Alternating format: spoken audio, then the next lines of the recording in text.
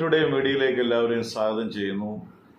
ജയകരമായ ഒരു ജീവിതം നമ്മുടെ ജീവിതത്തിൽ നയിക്കണമെങ്കിൽ ദൈവവചനത്തിൻ്റെ വ്യവസ്ഥയാണ് ആമേൻ നാം ആരാണെന്ന് ക്രിസ്തുവിൽ നാം അറിയുക. എന്തെല്ലാം നമുക്ക് യേശു ക്രിസ്തുവിനോട് ലഭിച്ചു, അതിലേറ്റവും വലുതാണ് ദൈവത്തിൻ്റെ നീതി. അവർ ഗാഡ് ഹൂ ജസ്റ്റിഫൈഡ് അസ്, നമ്മെ നീതീകരിച്ച്. ഒരു മനുഷ്യനും തൻ്റെ പ്രവൃത്തികളിലോ തൻ്റെ സാഹചര്യങ്ങളോ തനിക്ക് പുകഴാൻ കഴിയത്തില്ല. എന്നാൽ സൗജന്യമായി ദൈവം തന്നെ നീതീകരിക്കും. ഒരു വ്യക്തി പറയുക, ഞാൻ പാപിയാണ്, ആ പാപം എന്നെ നിത്യ നരകത്തിലേക്ക് കൊണ്ടുവരും. പാപത്തിന് ശിക്ഷയുണ്ട്, ദണ്ഡനമുണ്ട്.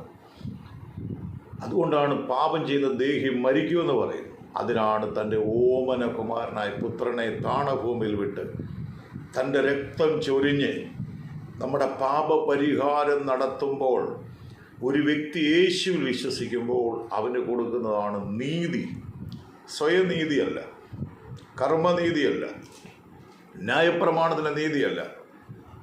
ദൈവം നമ്മെ നീതീകരിച്ചു. We are standing in his righteousness, not because of our works.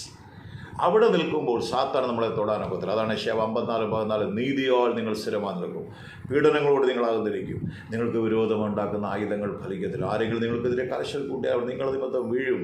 അത് യഹോവയുടെ ദാസന്മാരുടെ അവകാശം നീതിയാണ്. ആ നീതി നിന്നെ എന്ത് ചെയ്യും? ആ righteousness leads to eternal life, നിത്യജീവനിലേക്ക് നയിക്കും.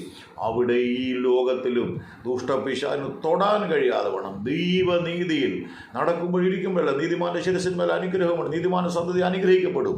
പാപം ശാപത്തിലേക്കും നിത്യനരകത്തിലേക്കും തകർച്ചയിലേക്കും നിന്ദയിലേക്കും പരിഹാസത്തിലേക്കും നടത്തുമ്പോൾ നീതി നിത്യജീവനിലേക്ക്, അതിന് വേറെ ഒരു ചെലവുമില്ലായിരിക്കുന്നു. Jesus come to my heart, forgive my sin. If we confess, he is able to forgive all our unrighteousness and iniquities. ആമേൻ. ആ നീതിയിൽ നമുക്ക് സ്ഥിരമാകാൻ ദൈവം സഹായിക്കട്ടെ. ആ നീതിമാൻ എന്ന പദവി നമ്മുടെ പ്രവൃത്തി കൊണ്ടല്ല, സ്വർഗം നമുക്ക് തരുന്ന സൗജന്യ നീതി. ഇതാദ്യമായാണ് ശ്രദ്ധിക്കുന്നെങ്കിൽ ഷെയർ ചെയ്യാനും സബ്സ്ക്രൈബ് ചെയ്യാനും മറക്കരുത്. ദൈവം അനുഗ്രഹിക്കും.